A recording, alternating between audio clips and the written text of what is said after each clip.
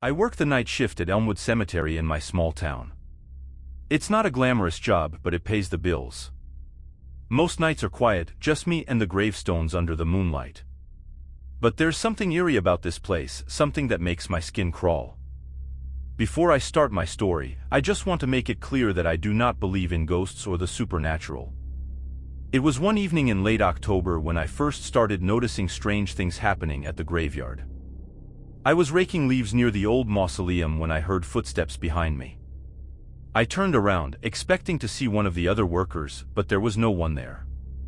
Just the rustling of leaves in the wind. I brushed it off as my imagination playing tricks on me.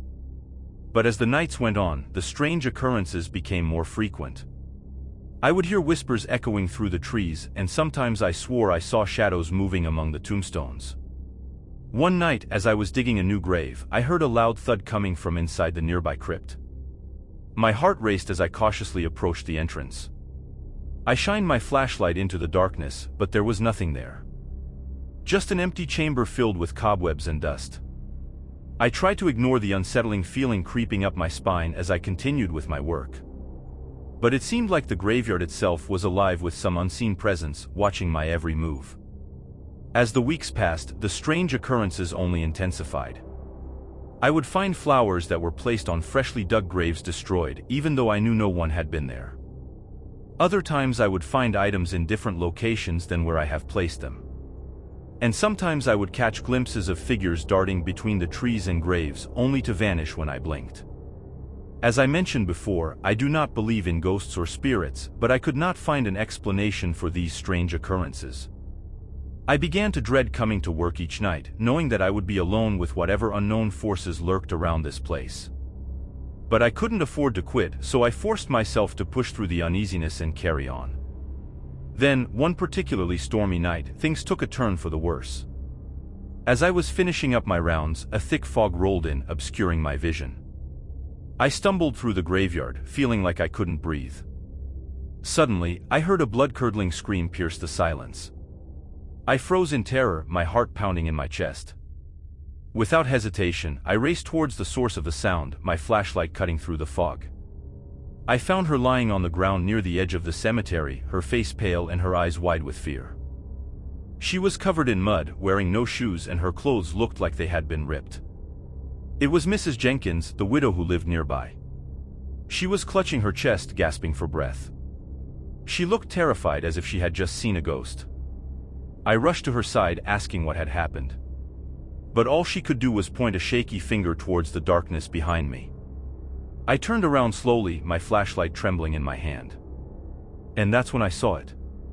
Lurking among the tombstones, a gas substance formed in the shape of a person. I couldn't believe what I was seeing. I felt a chill run down my spine as it slowly began to approach us, its movements like liquid smoke in the night. Without thinking, I grabbed Mrs. Jenkins and pulled her to her feet. Together, we stumbled through the graveyard, the strange figure hot on our heels. I could hear its unearthly howls echoing through the night, sending shivers down my spine. We finally reached the gates of the cemetery. The cold iron bars offered sanctuary from whatever malevolent force lurked within. I helped Mrs. Jenkins to safety before turning back to face the darkness one last time. But to my astonishment, the translucent figure was gone. Vanished into thin air like it had never been there at all. I stood there for a moment, trying to catch my breath, before finally turning and hurrying home. Although she never spoke about it, it was a well-known fact in town that Mrs. Jenkins' husband was abusive towards her and wouldn't let her out of his sight. When he passed away under mysterious circumstances, people in town started to notice that she didn't look like a grieving woman. On the contrary, they saw her happily smiling and starting up conversations with others, things she had never done when her husband was alive. After the incident that happened at the cemetery, people started to speculate that she must have played a part in the passing of her husband. That his ghost dragged her to the graveyard out of revenge for what she had done to him. I never went back to Elmwood Cemetery after that night, as I resigned the following day. I still don't believe in ghosts, but I am still unsure how Mrs. Jenkins ended up in the graveyard covered in mud like she had been dragged there.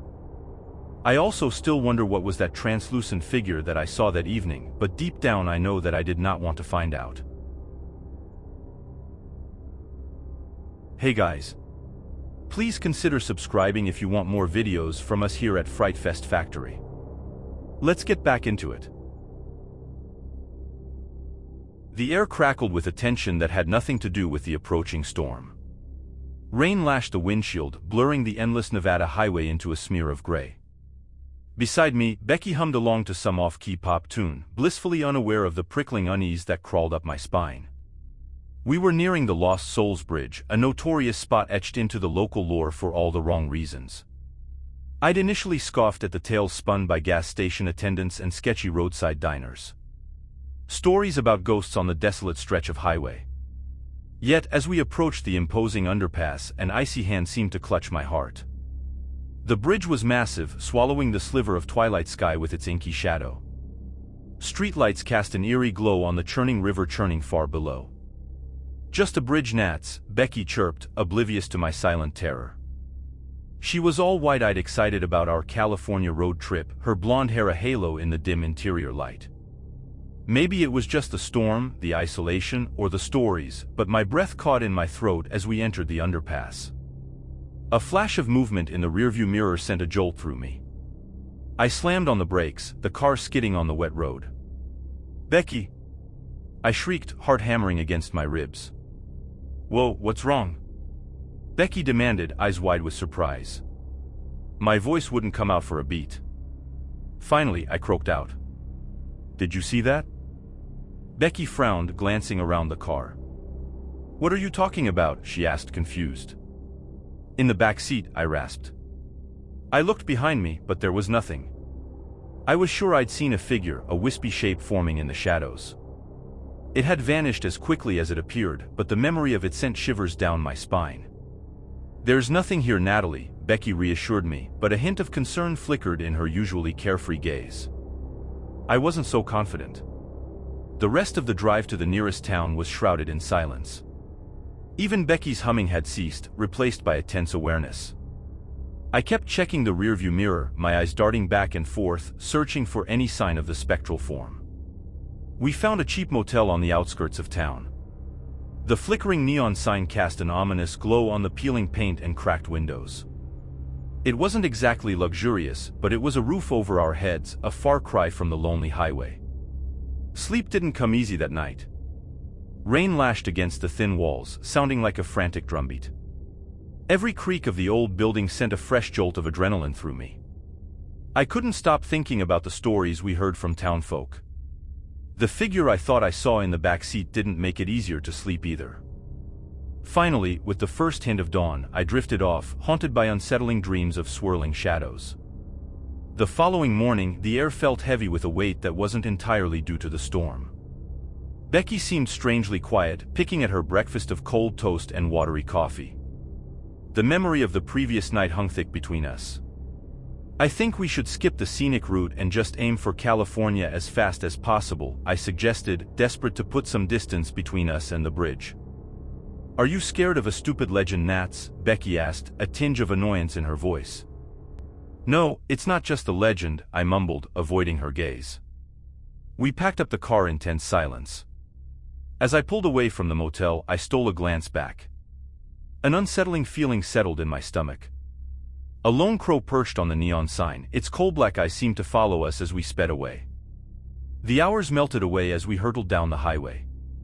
We stopped for gas and lunch, the silence hanging heavy between us. An oppressive feeling, a sense of being watched, lingered stubbornly. As dusk settled, casting long shadows across the endless road, the tension reached a fever pitch. Becky finally spoke, her voice strained. "Natalie, can we talk about, you know, the bridge?" I whispered, dreading the answer. Becky nodded, her lower lip trembling slightly. "I saw it too in the back seat. Right after you slammed on the brakes." I didn't want to admit it and spook ourselves any further.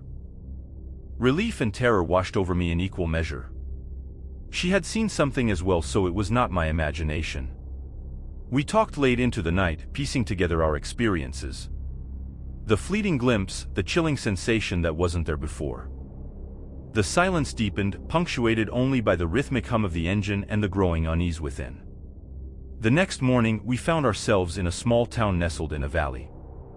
It was a stark contrast to the barren desert landscape we'd been driving through. Here, lush trees swayed gently in the breeze, and colorful houses lined quaint streets. It felt like an oasis, a haven from the creeping dread that had become our unwelcome companion. We decided to spend a day here, hoping a change of scenery would dispel the unsettling feeling. That night, after a dinner of homemade pasta and local wine, we sat by the crackling fireplace in our cozy B&B room. Becky, emboldened by the warmth and the calming atmosphere, confessed. I looked it up on my phone. Nats. The bridge. There is this article titled "The Sorrowful Spirit of Lost Souls Bridge." It detailed a tragic story from a century ago. A young woman, abandoned by her lover, ended her life at the bridge. The locals believed her restless spirit lingered, searching for solace amidst the despairing souls who followed her path. A cold sweat prickled my skin. Could it be true? Was that the figure we saw, a heartbroken soul trapped in an endless cycle of despair? We spent the night huddled together, the article's chilling narrative clinging to us like a shroud. The next morning, with a newfound urgency, we continued our journey. We bypassed the scenic highways, opting for the quickest, most direct route to California. The tension remained a constant companion, the feeling of unseen eyes upon us unwavering. During a particularly quiet stretch of road, a strange occurrence sent our already fraying nerves into overdrive.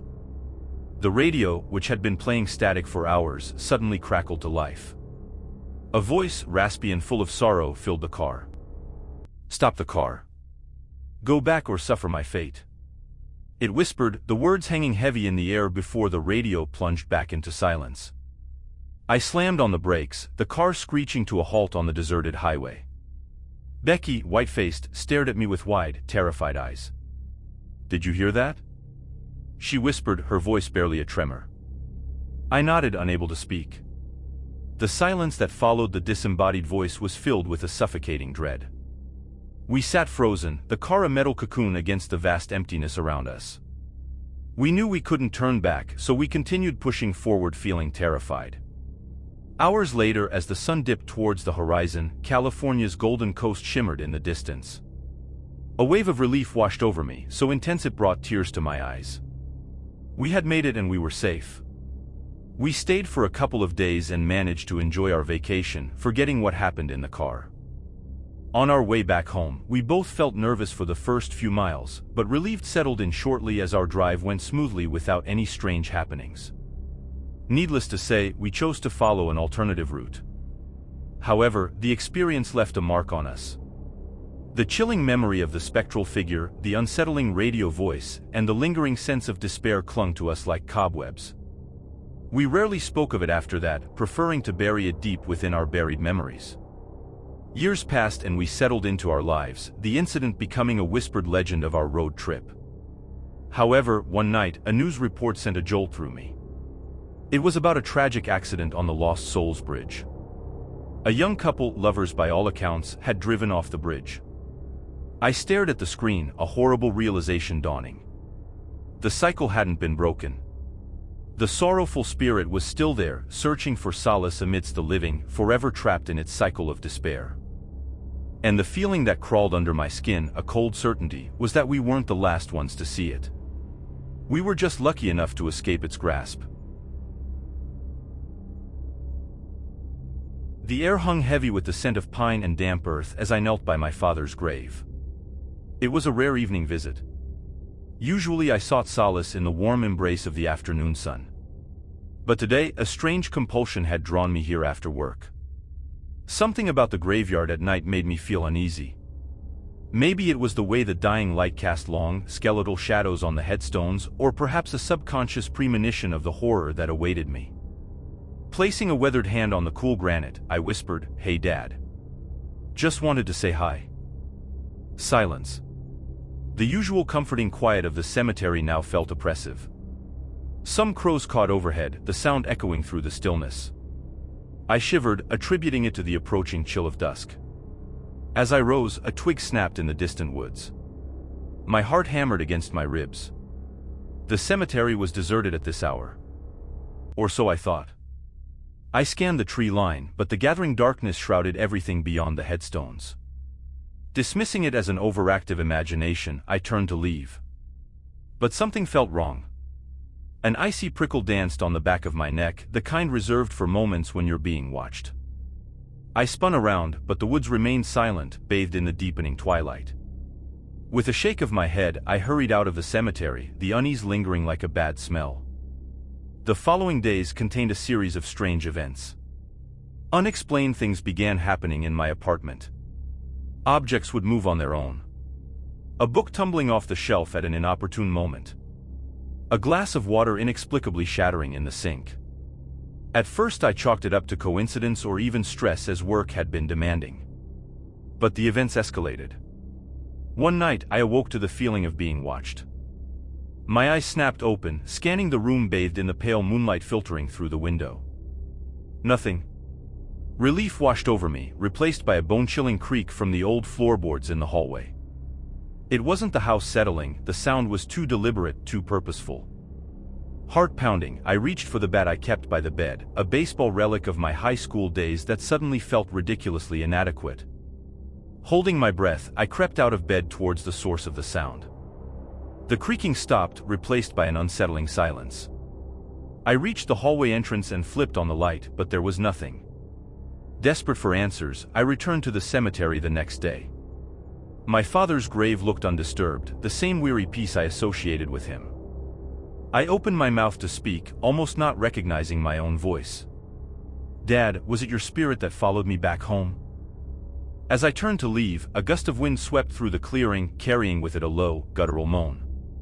It wasn't the mournful cry of the wind, it was something else, something filled with malice. Panic clawed at my throat.